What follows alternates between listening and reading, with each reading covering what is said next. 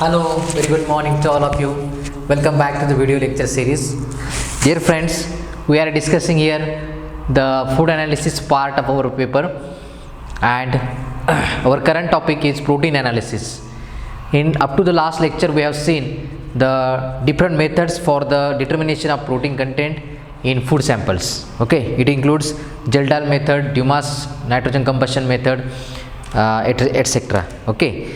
Then in last lecture we have started the dye binding method. This is the method number 6. Dye binding method has two types of methods, subtypes. Let us the first subtype is called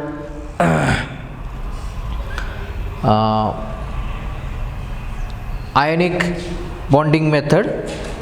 It is called anionic dye binding method, and this second subtype is called as Bradford dye binding method. Anionic dye binding method and Bradford dye binding method. Okay, so let us look at the principle of this Bradford dye binding method. All these methods are useful for the protein content, protein analysis, determination of protein content in the food sample. Okay, all these methods are not applicable to all the food samples. That's why we have to consider them one by one. Okay, every procedure, every method has some advantages and some disadvantages. Okay, so we have to study all these methods in comparison with each other. So what is the principle here? The principle is very simple. The principle is again similar to that of the binding method, anionic dye binding method. Okay, so here we are using here Kumasiv Brilliant Blue G250 dye. Okay, this is the name of a dye, and the name of the dye is Kumasiv Brilliant Blue G250. This is the name of dye, and when this dye binds to a protein, in our food sample, it changes the color of that dye. Dye is already having a color. Okay, it is having a reddish color dye is there. Okay, yes, it is a reddish color dye, and when it binds to a protein, it changes to a blue color. Okay, because protein have nitrogen terminal and carbon terminal. Okay, N terminal and C terminal. In the peptide bonds, we know that proteins are made by the peptide bonds, and in peptide bonds there are two terminals. One is nitrogen terminal, one is carbon terminal. We call them as the N terminal and C terminal. When this protein having N terminal or C terminal, which acts as a ligand in this complex formation reaction with this dye known as Kumasiv Brilliant Blue G250 dye. Okay, when this bond formation takes place, complex formation takes place, the change in color observed, the change in color is that from the red to blue, reddish to bluish color change, transformation color changes observed. Okay, and when this change in color observed, okay, we measure the absorbance of that color or absorbance of that complex, color complex. Okay, and the lambda max, that is maximum absorption, lambda max of the dye is shifted from 465 to 595 nanometer. In this case, when our protein of our interest in the food sample, when it binds to the Kumasiv Brilliant Blue dye, it changes the lambda max, that is maximum absorption of the dye, from 465 to 595 nanometer. Okay, so this shifting is observed. Okay, and the complex is changing the color from reddish to bluish color. Okay, now this change in absorbance in that solution, in that complex, is directly proportional to the protein concentration, This is the very simple principle behind this Bradford dye binding method. Actually, the name itself indicates that we are using here a dye. The name of the reagent is Bradford reagent, and this Bradford reagent dye, which is reddish in color, when it binds to the protein, it changes its color from the reddish to bluish color, and hence the shifting in lambda max, that is maximum absorption, takes place from 465 to 595 nanometer, and change in absorbance, whatever the change in absorbance takes place, it is directly proportional to the protein content of the food sample. Okay, protein concentration of the food sample. What is the procedure here that we have to follow here? The procedure is very simple. This Kumasi Brilliant Blue, this dye is taken in 95% ethanol. We call it as absolute ethanol. It is taken, this dye is taken, or it is dissolved in 95% ethyl alcohol, and it is get acidified with 85% phosphoric acid, S3PO4. Okay, the dye is taken, or it is dissolved in 95% ethanol, and then it is acidified with 85% phosphoric acid, that is S3PO4. Then the protein sample along with the standard BSA, the protein sample of our interest, which is the component of food sample, and the standard BSA is bovine serum albumin. Okay, this is the standard material that we are using here in this spectrophotometric determination. Standard BSA and this protein sample is mixed with this Bradford reagent. So this is the Bradford reagent. Bradford reagent is a mixture of this dye, 95% ethanol and 85% phosphoric acid. This combination is called as Bradford reagent, and to this Bradford reagent we are adding a protein sample along with the standard BSA solution. Okay, then reaction between them takes place. Okay, reaction between them takes place and change in color is observed. This change in color is then, the lambda max of the sample is then shifted from 465 to 595 nanometer. Okay, and the absorbance at 595 nanometer. Now the lambda max is 595. Before the reaction between our sample and this Bradford reagent, the lambda max of pure blank reagent is 465, but after the formation of this complex, bluish color complex with our protein sample, the lambda max is now 595, and at this lambda max 595 nanometer, we have to observe or we have to measure the absorbance of that solution, absorbance of that bluish color complex. Okay, it is then read against a reagent blank. Then the concentration of protein is estimated by using a BSA standard curve. We know that BSA standard curve is the calibration curve for the determination of protein samples, protein content or protein concentration in the food sample. Okay, so we have to plot a graph using this BSA standard curve. Okay, now the application. So what is the application of this Bradford dye binding method? No doubt this method is useful for the determination of protein content in the food sample, and mostly this method is useful for the estimation of protein in worts and beer. So what is worts here? Worts is a combination or it is a formulation of malt. Okay, so this malt is used for the preparation of alcoholic beverages. So we know that beer, this word is known to us. So beer is one of the type of alcoholic beverage. In the similar manner, wort is made from a malt. Okay, so a type of crop is there, malt is type of crop. Okay, from that wort is made, worts is made. Okay, and this worts and beer protein concentration or protein determination is done, or it is estimated by using Bradford dye binding method. It is also useful or applicable for the potatoes tubers. So we know that potatoes that are tubers are in tuber form, and the protein content of the potato tubers can be estimated by using this Bradford die binding method.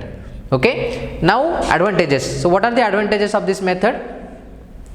It is very rapid in nature, it is reproducible, it is giving repeated results, same results are obtained by repetition of the procedure.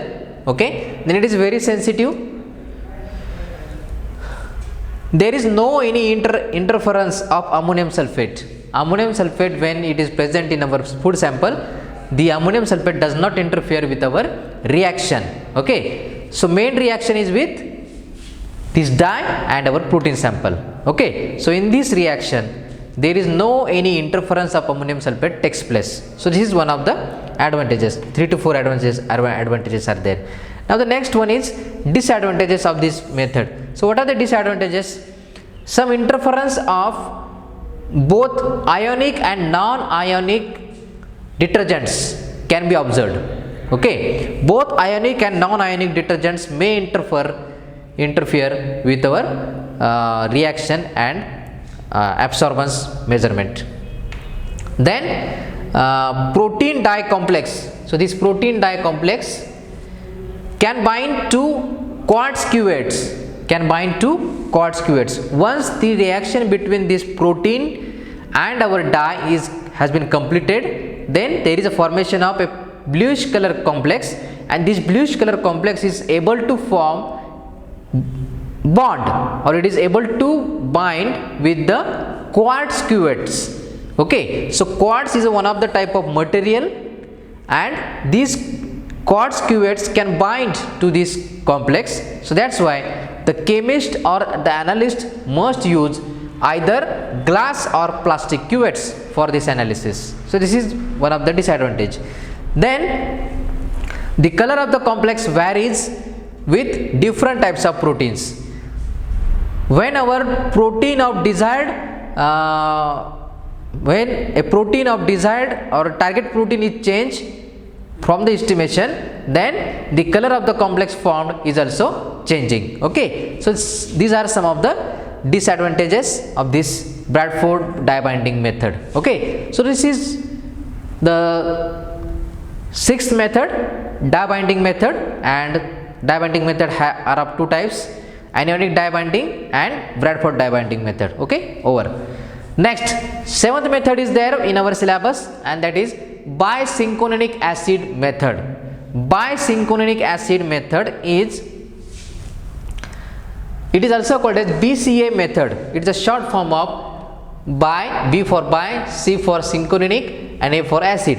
Bisynchronic acid method. It is again a reaction between a copper ion and a BCA reagent. Okay, so what is this BCA reagent? BCA reagent is the bisynchronic acid. Okay, heterocyclic, bicyclic and biheterocyclic aromatic compound is there, which is having nitrogen in the heterocycle and COOH, that is carboxylic acid functional group, at the side chain. Okay, so this nitrogen having lone pair of electrons and is capable of forming complex, or it is capable of act as a ligand in the complex formation reaction, and this is used as a main reason for the use of BCA reagent in this BCA method.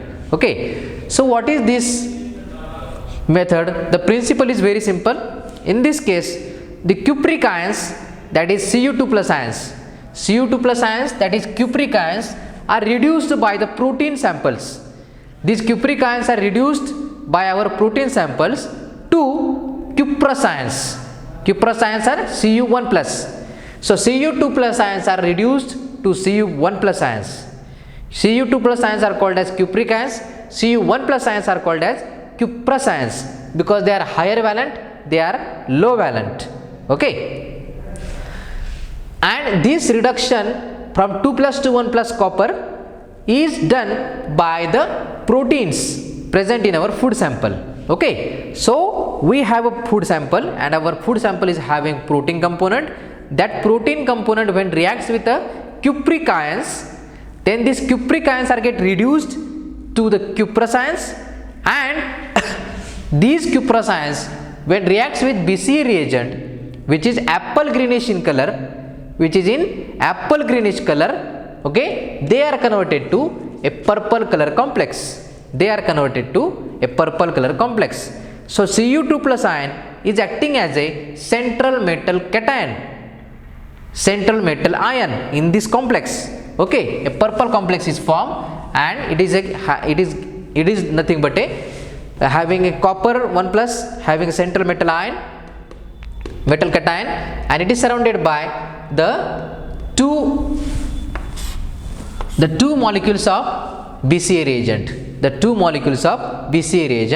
So the two BCA reagent is having nitrogen as a donor site. Okay, so that's why the 4 donor sites are there, and these are forming a complex with central Cu1 plus ion. Okay, that is cuprous ions. Okay, and this absorbance of this purple color complex is measured, and this measured absorbance is directly proportional to the protein concentration. Okay, this absorbance is measured at 562 nanometer. So this is the principle of this BCA method. Okay, I am repeating again. What is the principle here? Principle means on what basis we are going to determine the protein concentration of this sample by using this method. Very simple is there. We have a cupric ions, that is Cu2 plus ions. The source is copper sulfate. Very simple source. So we have cupric ions, Cu2 plus ions, and these cupric ions are get reduced by the proteins to Cu plus ions, that is cuprous ions, and these cuprous ions then reacts with the BCA reagent.